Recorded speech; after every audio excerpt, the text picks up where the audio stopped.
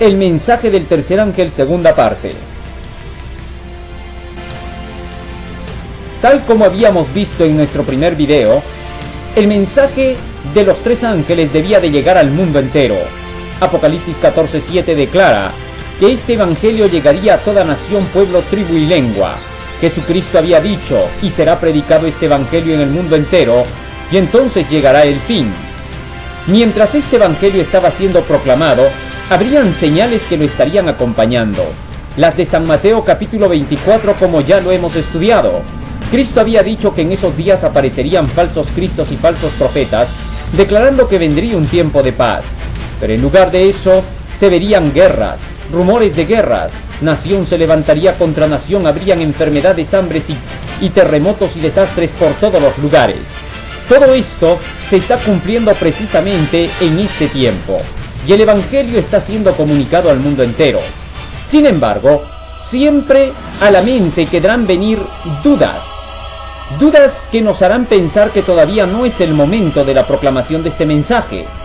Tal es así que muchos declararán: pero terremotos siempre han habido, destrucción siempre ha habido, falsos cristos siempre han aparecido. Es más, enfermedades y desastres son conocidas en todos los tiempos. ¿Por qué debemos pensar que todas estas cosas ya son el anuncio del fin? Precisamente para eso está este segundo tema, en el que se presenta la profecía de Daniel capítulo 2. La Biblia tiene registrada esta profecía, escrita por el profeta Daniel, con el propósito de mostrarnos exactamente la cronología del tiempo, a fin de que no podamos estar confundidos con respecto al tiempo del fin, y para que tengamos fe de que todo lo que estamos creyendo con respecto al tiempo del fin y a la predicación del Evangelio debía ser dado precisamente en este tiempo. No hay nada que la Biblia no haya registrado determinadamente con tiempos y cronología para saber cuándo deberíamos de actuar. En todos los tiempos, los profetas del Señor, los mensajeros de Dios, siempre han sabido el tiempo en que las cosas debían cumplirse. Cuando Cristo vino por primera vez, el apóstol Pablo escribe en el libro de Gálatas capítulo 4 y en el versículo 4 que en realidad todo ya estaba totalmente delineado para que Cristo llegara, exactamente en la hora y en el momento preciso. Dice así el apóstol: pero cuando vino el cumplimiento del tiempo, Dios envió a su Hijo nacido de mujer y hecho súbdito a la ley. De manera que entonces, Jesucristo no llegó en cualquier tiempo. Vino precisamente en el tiempo del cumplimiento profético. Así también ahora, las profecías señalan que ha llegado la hora en que se tiene que proclamar el último mensaje de misericordia. Muy bien, introduzcámonos directamente ahora a la profecía de Daniel capítulo 2, en la cual se registra cronológicamente el tiempo cuando debía de ser anunciado este mensaje y cuándo en realidad sería el fin. No podemos hablar alegremente diciendo que ya estamos en el fin sin poderlo demostrar. La Biblia nos dice cuándo debía de ser ese fin para que nosotros podamos tener base al tener que proclamar este evangelio a todas las naciones. Era el segundo año del reinado de Nabucodonosor.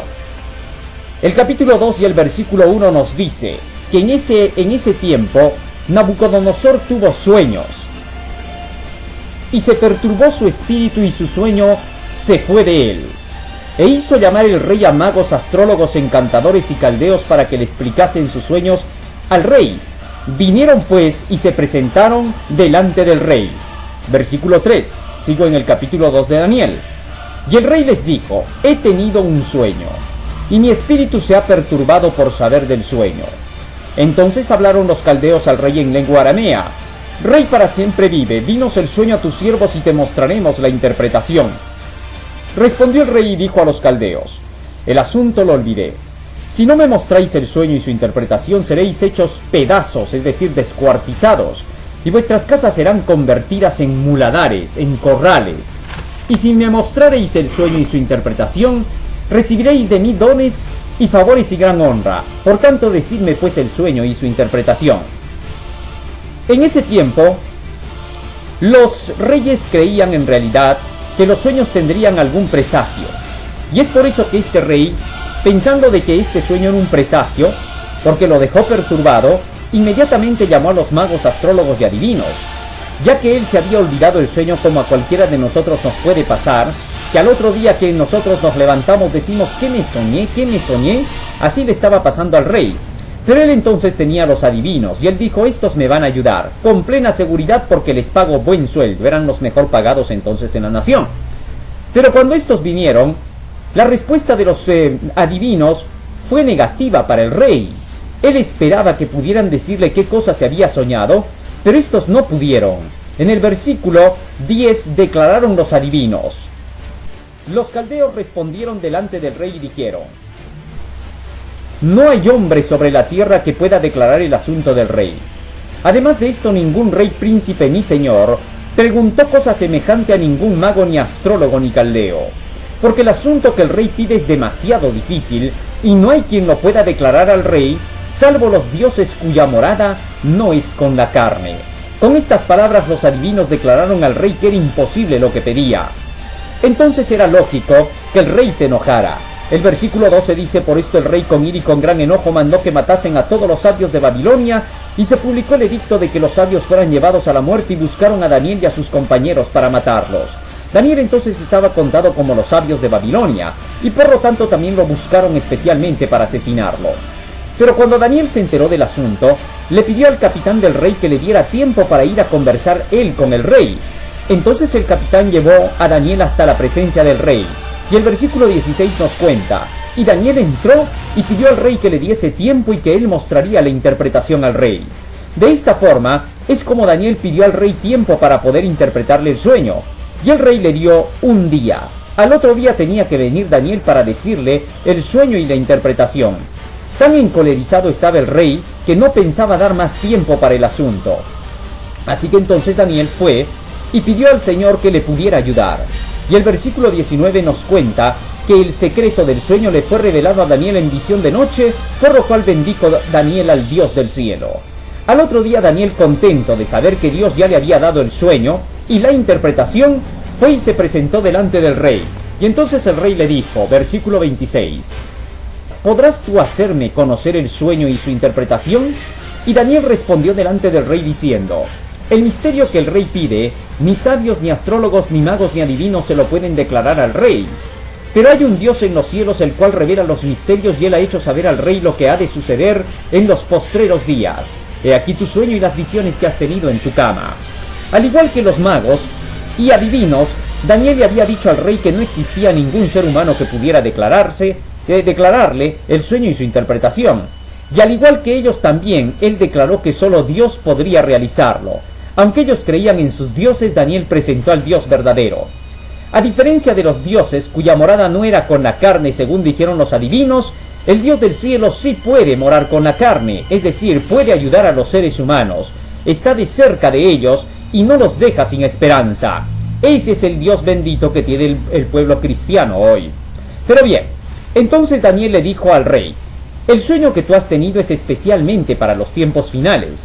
De ahí es que nosotros podemos comprender que esta profecía, que se le dio en forma de un sueño al rey Nabucodonosor, iba a ser especialmente para los últimos tiempos, nos iba a llevar hasta el fin del mundo. Esto es lo que nos va a hacer comprender precisamente este sueño. Introduzcámonos directamente en la escena. Versículo 29. Estando tú, oh rey, en tu cama, te vinieron pensamientos por saber lo que había de ser en el porvenir, y el que revela los misterios te mostró lo que había de ser. De manera que el rey esa noche estaba preocupado en el futuro, qué cosa iba a suceder en el porvenir. Y Dios, el Dios del cielo, cuando vio a rey Nabucodonosor así preocupado, inmediatamente le reveló este sueño para quitarle la preocupación. Esto nos muestra claramente que Dios está preocupado aún por los paganos, por aquellos que no creen en Él. Esto muestra que el Dios verdadero es Dios de todos en el mundo entero. Las religiones de hoy posiblemente puedan enseñar y decir: ¿por qué tenemos que tener que enseñarle estas cosas a un pagano? Un pagano no tiene por qué conocer las profecías. Primero hay que presentarle quién es Jesús, y si cree en Jesús, recién le hablamos de las profecías. Pero Nabucodonosor aún no conocía acerca de Jesús ni del plan de la salvación.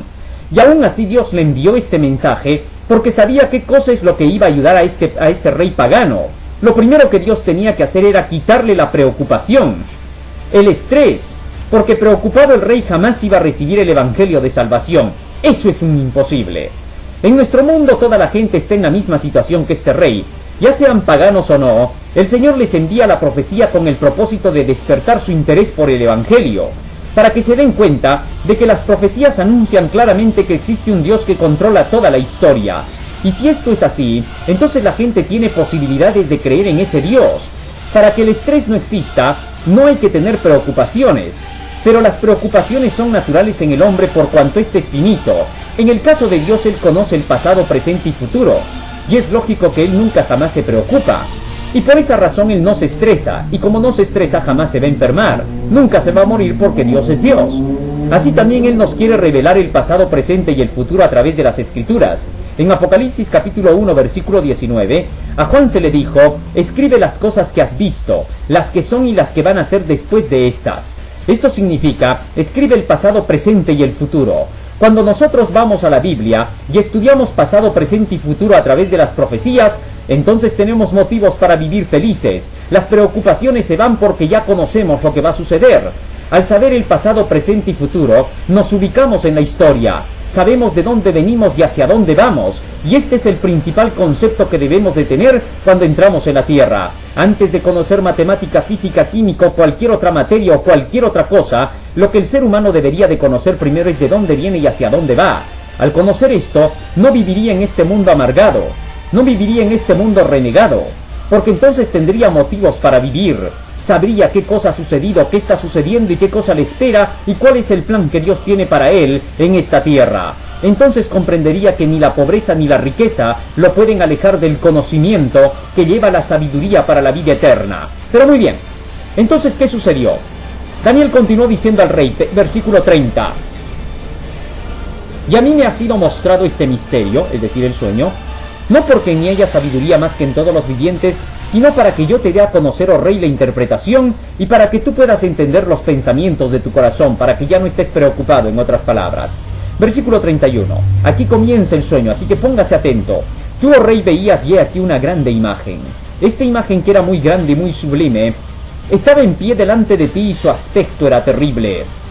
La cabeza de esta imagen era de fino oro. Su pecho y sus brazos eran de plata y su vientre y sus muslos eran de bronce. Sus piernas eran de hierro y sus pies en parte de hierro y en parte de barro cocido. Versículo 34. Estabas mirando hasta que una piedra fue cortada no con mano, e hirió a la imagen en sus pies de hierro y de barro cocido y los desmenuzó. De manera que entonces el rey Nabucodonosor había soñado con una grande imagen. La imagen estaba compuesta de 4 metales. La cabeza era de oro, el pecho y los brazos eran de plata, el vientre era de bronce, las piernas eran de hierro y los pies en parte de hierro con barro cocido.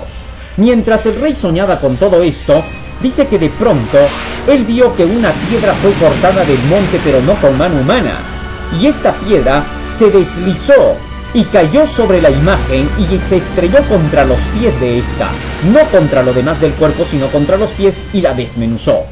Versículo 35. Entonces fueron desmenuzados también el hierro, el barro cocido, el bronce, la plata y el oro, y fueron como el tamo de las eras del verano, y se los llevó el viento y nunca más se les halló lugar, y no quedó de ellos rastro alguno. Pero la piedra que hirió a la imagen se hizo un gran monte que llenó toda la tierra. Este es el sueño, dijo el profeta Daniel. Ahora diremos la interpretación delante del rey. Sin duda, el rey estaba satisfecho. Ahora sus ojos estaban bien abiertos.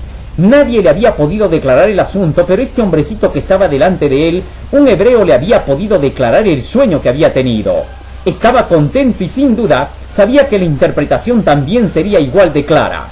Bueno, para nosotros esto solamente es historia.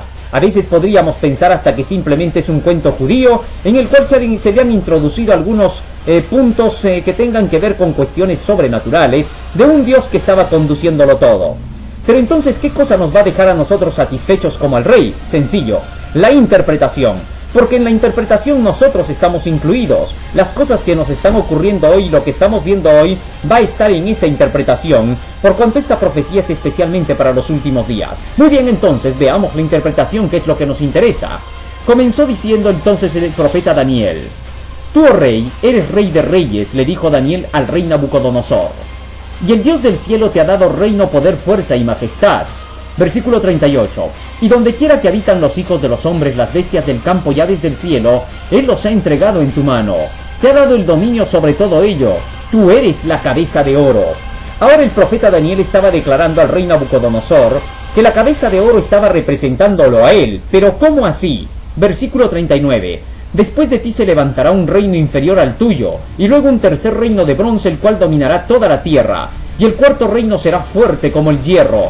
De manera que entonces, aquí se le decía que él era la cabeza de oro representando a su reino, a su imperio de Babilonia, puesto que Nabucodonosor era entonces rey de la primera potencia mundial, que era Babilonia en ese tiempo. Y aquí entonces están mostrados 4 imperios que tendrían que existir en la historia para que podamos nosotros ver el desarrollo cronológico de los eventos. Muy bien, ¿por qué Daniel le dijo al rey que él era la cabeza de oro? ¿Será que no le dijo que eran los pies de hierro y de barro porque el rey estaba tan enojado que le podía hacer cortar la cabeza? No. Daniel había declarado esto porque Dios le había mostrado que el oro representaba al imperio de Babilonia. Y esto estaba en consonancia con lo que habían dicho los profetas anteriores a Daniel. Por ejemplo, el profeta Jeremías, en el capítulo 51 y en el versículo 7 de su libro, había escrito lo siguiente: copa de oro fue Babilonia en la mano de Jehová. De manera que entonces el oro ya estaba representando a Babilonia desde antes. Y esto es una forma clarísima de cómo se debe de estudiar la Biblia. Muchas personas siempre dicen, cada quien interpreta la Biblia a su manera. Pero para que quede en claro de que la Biblia no se interpreta a la manera de quien sea, puesto que el apóstol Pedro había declarado terminantemente en 2 de Pedro capítulo 1 y en el versículo 20, entendiendo primero esto, que ninguna profecía de la Escritura es de interpretación privada. La Biblia no puede ser interpretada privadamente, es decir, personalmente. Nadie la puede interpretar por sí mismo. La Biblia se interpreta sola, pero tiene un sistema de interpretación. En Primera de Corintios capítulo 14 versículo 32, el apóstol Pablo había escrito cómo era este sistema de interpretación. Versículo 32 dice: y los espíritus de los profetas estén sujetos a lo que han dicho los profetas. De manera que un profeta va a sujetarse siempre a lo que ha dicho otro profeta. En el caso de Daniel, él había dicho que el oro representa Babilonia. Esto lo había dicho el profeta Jeremías antes que él. Así se cumplía esta regla. Un profeta está sujeto a lo que dice otro profeta. Esto significaría una comparación de textos. Un texto comparando con otro texto nos va a dar la respuesta siempre. Esa es la forma de escudriñar las Escrituras. A eso se le llama escudriñamiento, a la comparación de un texto con otro texto para encontrar la respuesta. Por eso es que el apóstol Pablo había dicho que un profeta explica a otro profeta. De esta manera se entiende claramente que Daniel no le había dicho al rey que la cabeza era de oro simple y llanamente por quedar bien con él.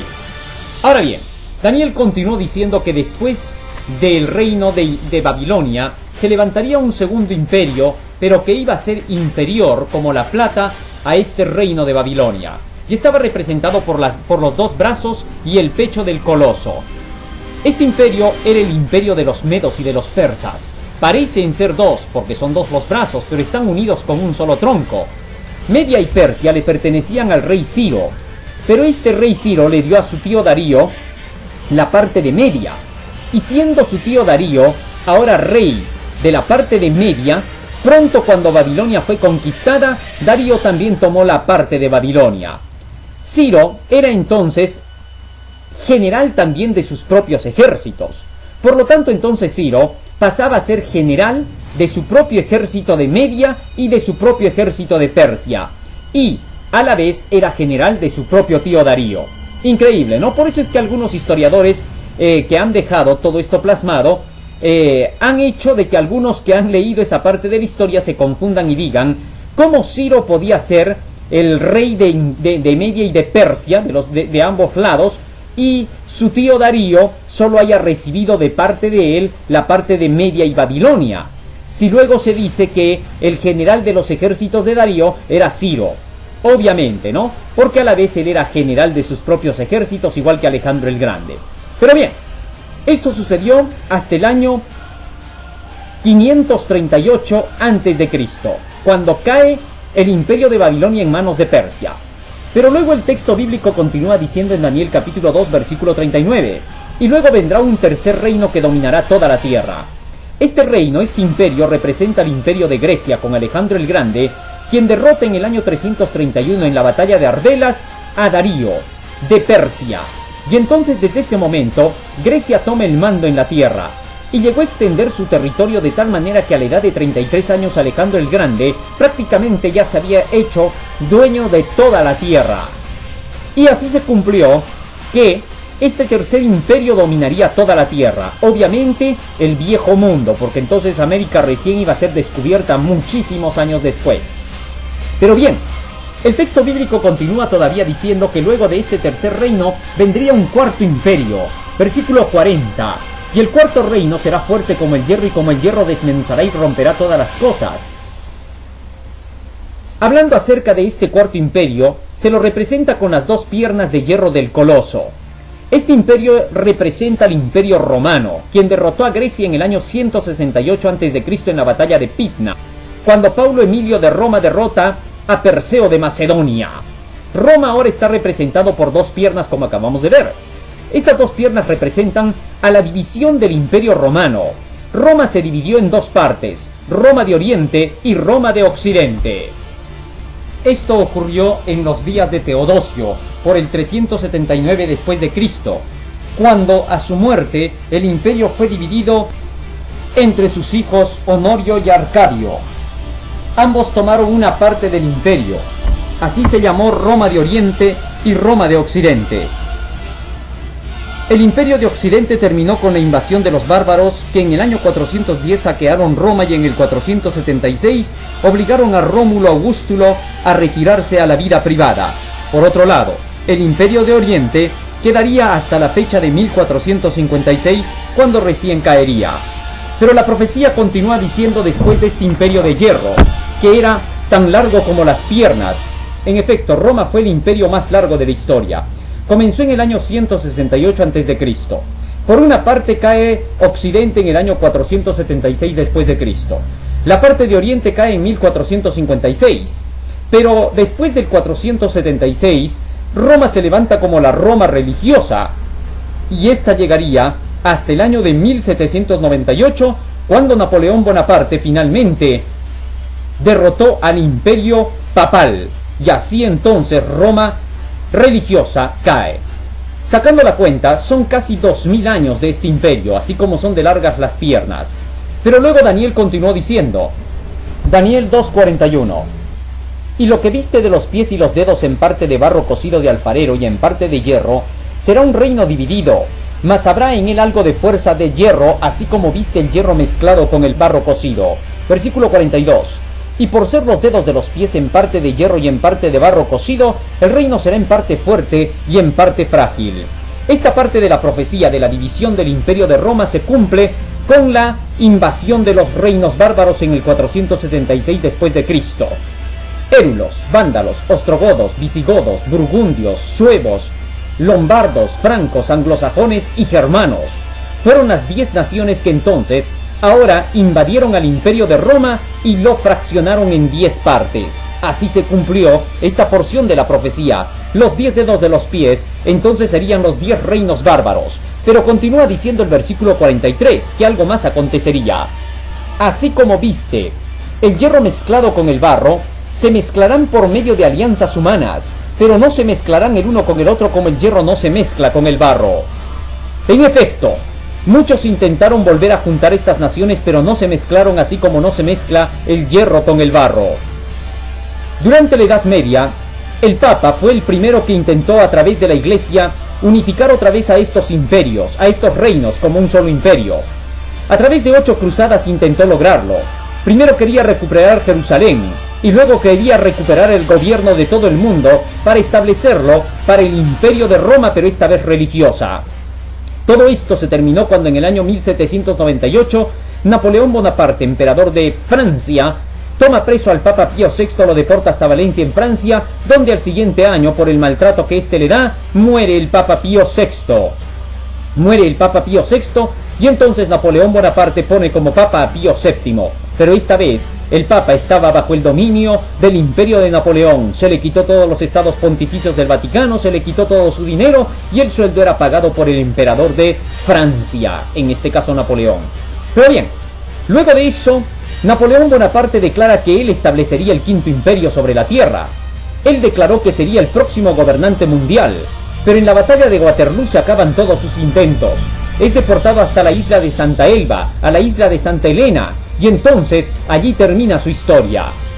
De esta forma no pudo juntar a todos los imperios en uno solo, tal como decía la profecía que el hierro no se juntaría con el barro. Pero pronto se levantó otro hombre, Adolfo Hitler. Este declaró que él gobernaría la tierra así como gobernaba Dios el cielo, con el Tercer Reich. Pero sin embargo, nosotros vemos por la historia que en la Segunda Guerra Mundial este hombre desaparece. No se sabe si se suicidó, no se sabe si una bomba lo hizo volar, no se sabe si escapó con su amante. Lo único que se sabe es que allí terminó su poderío, que estaba manifestado a través del imperio nazi. Sin embargo, la profecía se cumplió y no se pudieron unir todas las naciones bajo una sola sombrilla, bajo un solo imperio.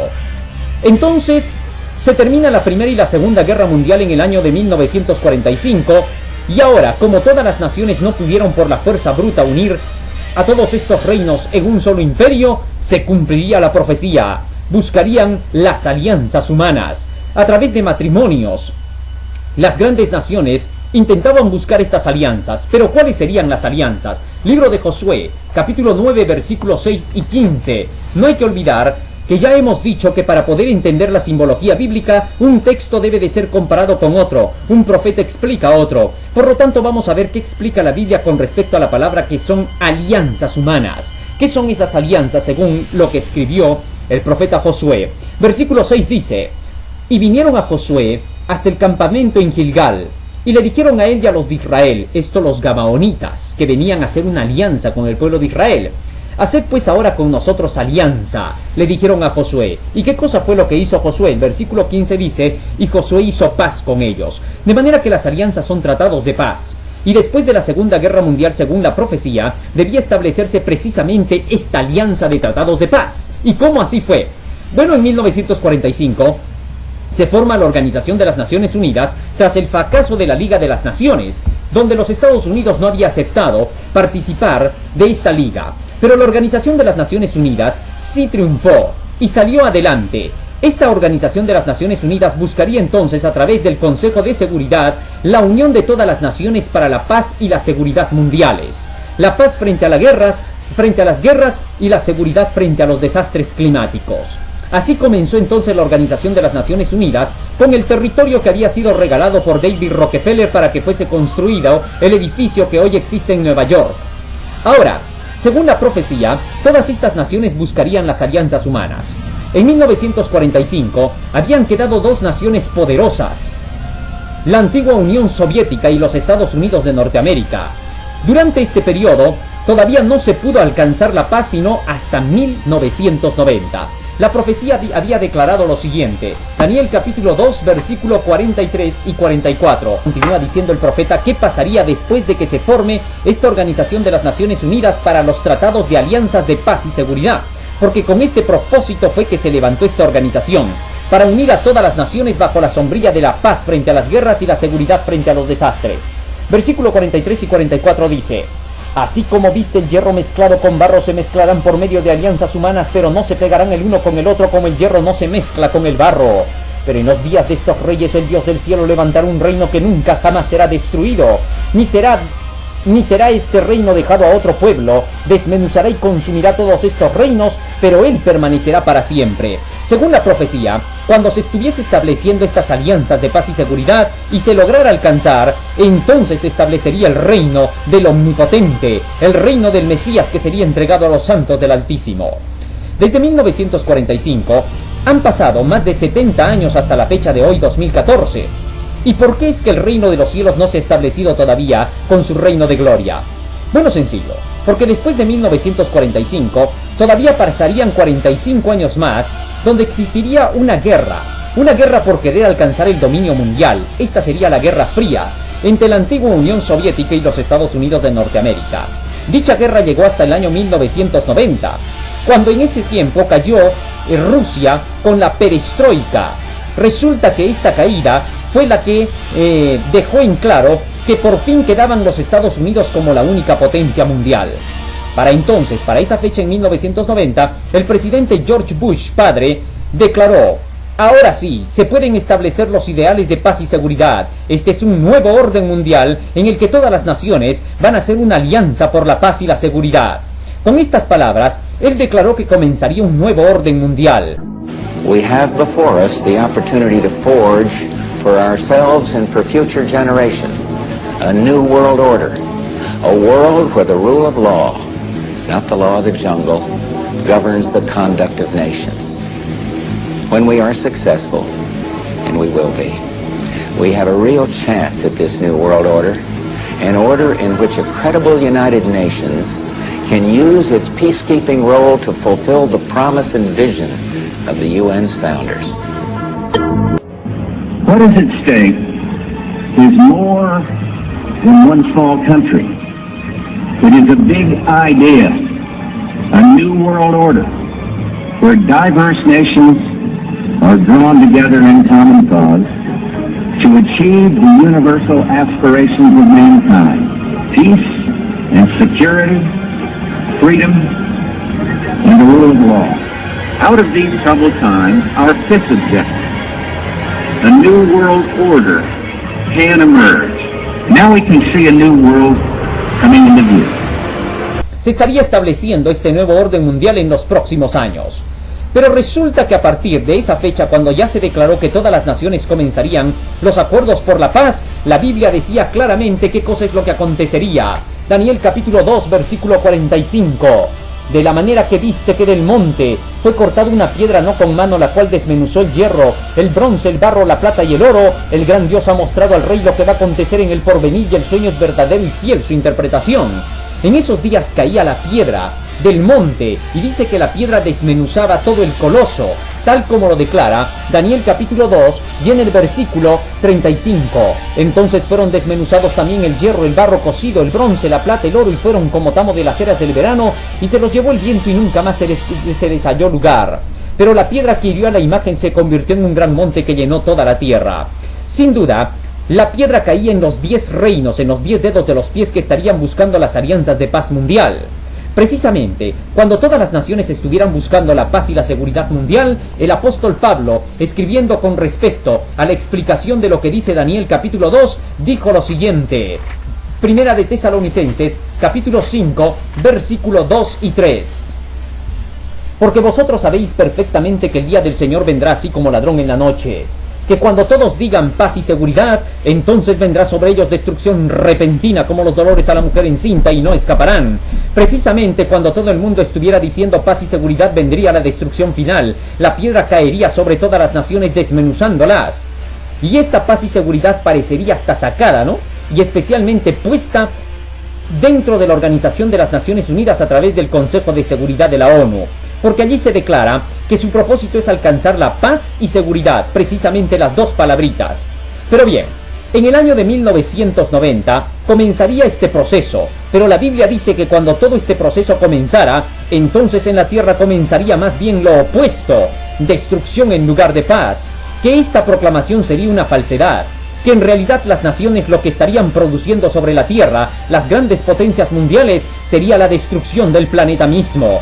En efecto, después de 1990, cuando se supone que empezaría la paz, y cuando en 1995 la Organización de las Naciones Unidas cumplió su 50 aniversario, y Boutros Ghali, quien era secretario entonces de las Naciones Unidas, había dicho que por fin empezaría el proceso de la paz, ya sea por imposición o ya sea por voluntad, entonces ocurrió algo sorprendente. Porque en el año de 1997, 2 años después del 50 aniversario de la ONU, cuando parecía que todas las naciones estaban por unir por la paz mundial, oiga, se ve algo tremendo. 1997, la corriente del Niño comienza como nunca antes se la había visto. Terremotos, inundaciones, tempestades, destrucción. 1998, la corriente de la Niña trae mucho más desgracia sobre nuestro planeta. En el año 2000 se declara que empezaría el calentamiento global, lo que trajo mucha más destrucción. Precisamente tal como las profecías de Jesucristo lo habían explicado. En Mateo 24 se dice que vendrían falsos cristos diciendo que vendría un tiempo de paz con su engaño. El engaño era decir paz cuando no había paz, según Ezequiel capítulo 13 versículo 10. De manera que cuando estos comenzaron a declarar que vendría un tiempo de paz sobre la tierra, en ese tiempo comenzó la destrucción.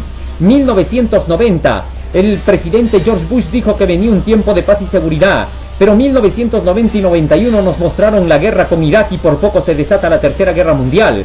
1998, la guerra de Kosovo y Yugoslavia, y todas las guerras que hemos mencionado en nuestro tema anterior, las enfermedades, los desastres por toda la tierra, tal como Cristo dijera, cuando todo el mundo estuviera hablando de paz, entonces vendría la destrucción. Ese es el tiempo en el que estamos viviendo ahora.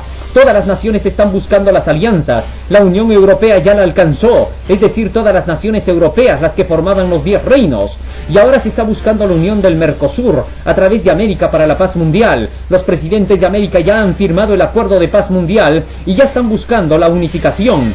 Pronto se unirá todo el mundo para la paz mundial.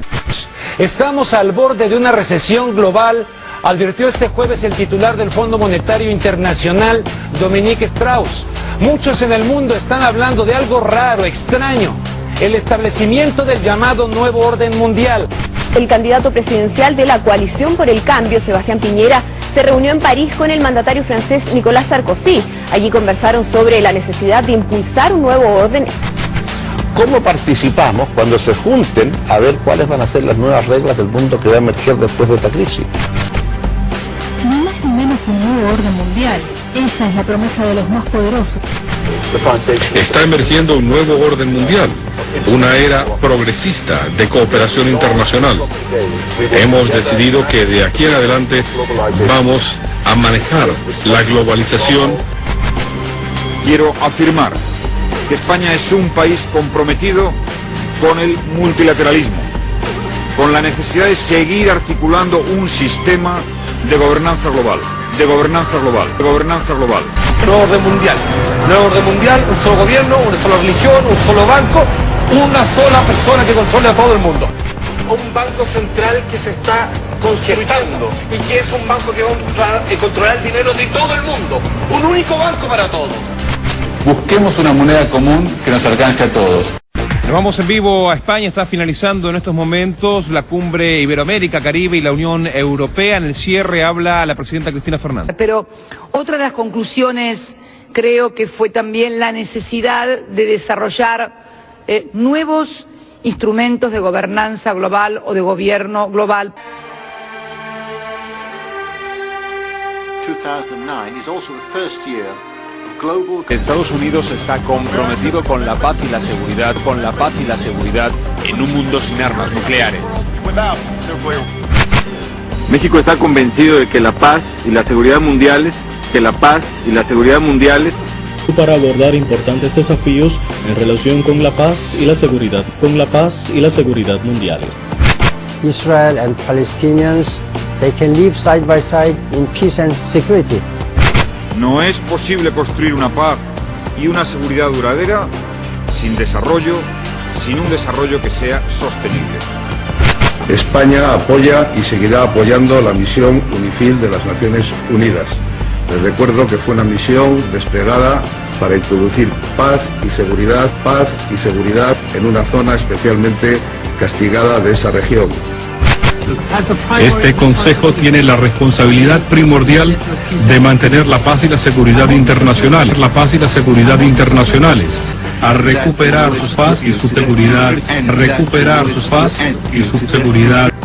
Juntos debemos hacer que los pueblos de Oriente Medio encuentren un camino hacia la paz y la seguridad, Estamos dispuestos a un compromiso histórico con los israelíes para vivir en paz y seguridad, Cambio social, que sea universalmente reconocido que el Estado de Israel tiene el derecho de existir y de gozar de la paz y la seguridad, hasta los límites internacionalmente reconocidos. Y entonces la profecía dice que aparecerá el anticristo. De este poder hablaremos en nuestro próximo tema. Quiere el Señor Jesucristo que cada uno de nosotros podamos comprender cuán cerca estamos del fin. Precisamente en estos días es cuando el reino del Mesías se establecerá sobre la tierra. el Rey de Reyes ha declarado que este es el tiempo cuando van a caer los castigos del Señor, y está invitando a todo el mundo para que formen ese gran monte que llena toda la tierra, la piedra que es Jesucristo, que viene con destrucción según Efesios capítulo 2, 20, donde declara que Jesucristo es la piedra del ángulo. Pronto establece su reino, y en ese reino tiene que formarse ahora esa grande montaña. Isaías capítulo 2, versículo 2 y 3 nos dice que ese gran monte representa a la casa del Señor, a la iglesia de Dios. Acontecerá en lo postrero de los tiempos que será confirmado el monte de la casa de Jehová como cabeza de los montes, y será exaltado sobre todas las naciones. Y vendrán muchos pueblos y dirán: venid y subamos al monte de Jehová, a la casa del Dios de Jacob, y nos enseñará sus caminos y caminaremos por sus sendas. Porque de Sión saldrá la ley y de Jerusalén la palabra de Jehová. El monte representa la casa del Señor, y están siendo invitados todos a que guarden la ley de Dios y a que comprendan la palabra del Señor. Pronto, cuando todo el mundo haya escuchado este evangelio final y todos conozcan la ley y la palabra del Señor, Cristo vendrá por segunda vez, tal como Él lo prometió. Será predicado este evangelio y vendrá el fin. Así que, mi querido hermano, aunque vendrán pronto los desastres, también Jesús aparecerá para poder llevar a todos sus fieles. Pronto aparece el Rey de Reyes y Señor de Señores en las nubes de los cielos con grande poder y gloria. Y aquellos que hayan sido obedientes a todos sus mandamientos entrarán por los portales de la ciudad de la Nueva Jerusalén para vivir para siempre junto con Cristo. En nuestro próximo tema hablaremos acerca del Anticristo y sabremos quién es Él. Que el Señor te bendiga, hermano mío. Amén.